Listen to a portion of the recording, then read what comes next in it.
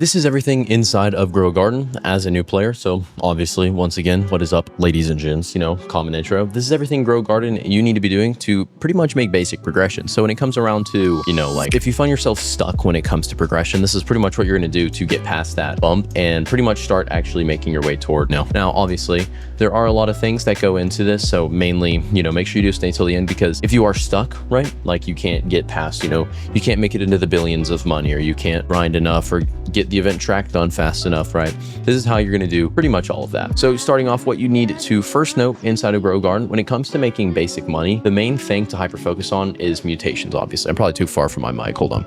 Mutations, right? Obviously, mutations are helpful, but on a small plant, they're not going to be that effective. So what you can do is what's called the sprinkler glitch. Now, this currently does work, and it still works. It's worked for like 3 updates. You're pretty much just going to grab a sprinkler, place it down. You place it down, obviously, clear out all the crops and sell them, and then place down the sprinkler and then leave the game. After you leave the game, pretty much what's going to happen is you're going to stay gone for a few hours, come back. Every crop in that sprinkler, obviously if you use like Godly and Master, the normal like advanced and basic one don't really do anything. These are going to be huge crops. They're going to be massive. And these ones are going to have a crazy high sell value as is, just because their KG is already going to be pretty high. And then the next thing we're going to do right after this is you're going to get mutations on these. So this is how you're really going to make money. And then it'll go over to gear and it'll buy all the gear from the shop that you want. Now, the reason why I do this is so that when I come back, right, if I'm gone and the Master Sprinkler or like Beanstalk was in shop and I'm gone, I'll still buy it, and I'll also be grinding mutations at the same time. Now, the reason why we're going to go for a few hours is so that we can get the 2 main mutations, which are going to be Shocked from a thunderstorm and Celestial from a meteor shower. These 2 mutations combined are good enough alone, but most likely, if you're gone for that long, the plants will get wet and then frozen. So you get the frozen mutation, so you'll be fine. And basic plants are pretty much going to have like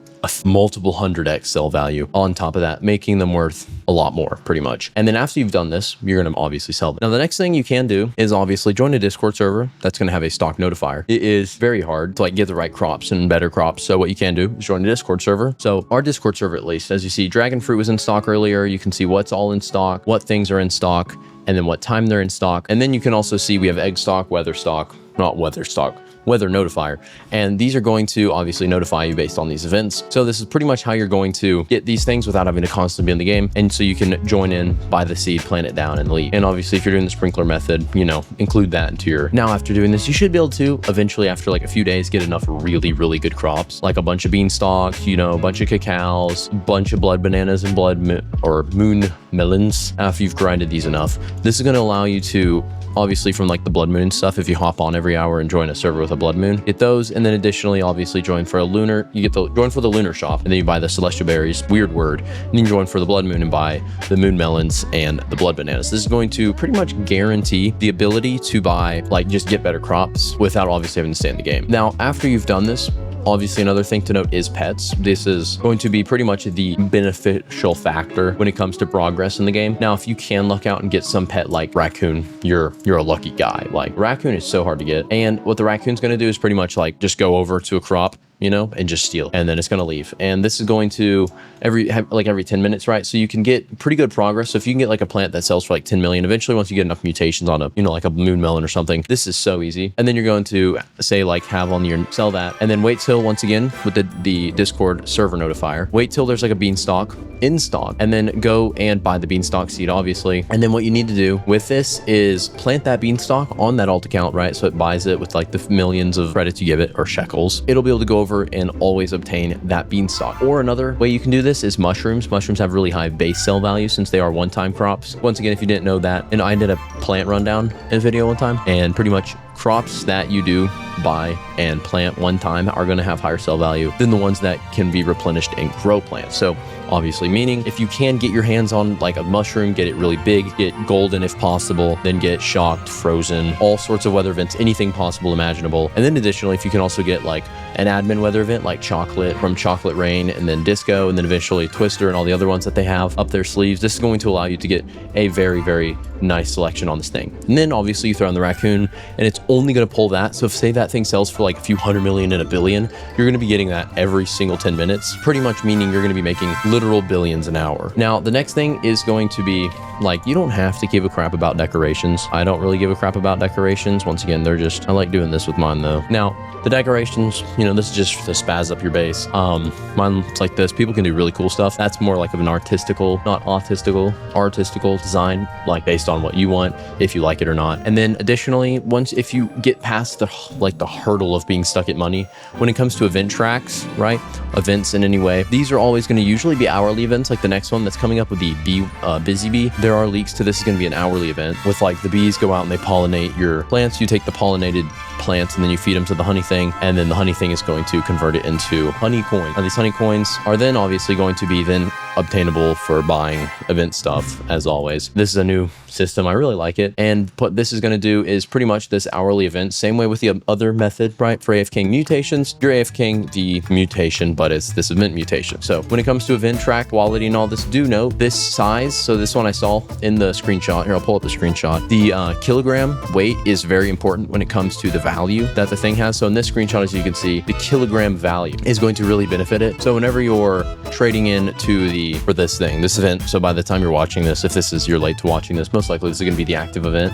If you're watching this, you know, in the lunar one's the current one, the plant rarity is what's going to increase your value on the trade. And so as you saw, I traded in earlier, I had a lot of moonlit beanstalks. Those have really high trading value because they're the highest rarity in the game. And the rarity is going to be like this. So if it's common, it trades in for 1. If it's uncommon, I think it still trades in for 1. And then if it's like rare, I think it's 3. Watermelon's like 4. And then mythical's 5. And then divine is 6. And then prismatic, I think, is like 10 or 7 if it just keeps counting up. But what this means is, obviously, if you can clear out your garden of low quality mythics, right? If you don't need them, like these ones are just cool event mythics from the seed packs. I keep them pretty much literally as a decoration, like I think a lot of people do. That, and then beanstalks, right? The beanstalk, if it gets like lunar, this one's going to trade in for so much more. And on top of that, if I can like hyper focus my base on just having at least only mythics, right? This is going to give me the best value on trade-ins.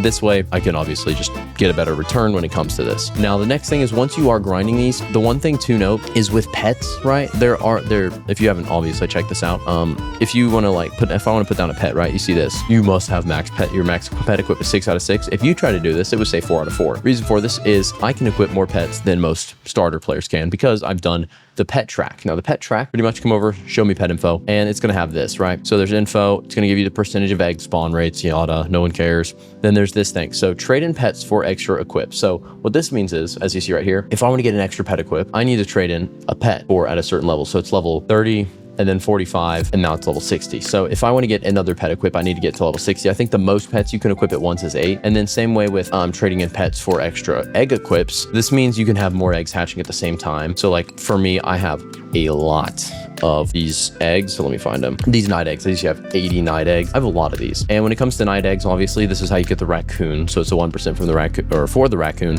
I want to get this pet. So if I had more pet egg equips, I could be harvesting these faster, meaning I could get better advantage. So if it does get nerfed or buffed, I could get it before that and, you know, abuse the crap out of its current passive. So do make sure, if you are obviously doing that you are taking advantage of that. And then once again, another thing is join if you have friends. There's a friend boost. This is something to note. If you can, there are, I've heard of methods to get in servers with more than like realistic player count and get a crazy player boost via like glitches and stuff. So you can get into the billions of cells on something that would only be like a few 100 million, right? So make sure you do take advantage of the player cell value because this is underestimated. Like if you have a full server, right, the 5, or if you do the glitch to get 6, regardless, you can get a 40 to 50% increase. So if I sell for, 10 billion, I'm going to get 15 billion. That is a huge jump in value. And if you have like the big candy blossoms that sell for hundreds of billions, you could be selling those for like a literal 100 billion more. Anyways, though, that is probably going to be really all for the video. If this helped you out, make sure to leave a like and I'll see you on the next one. And if you are wanting to win the chicken jockey giveaway, this is going to be one of the best beneficial pets in the game.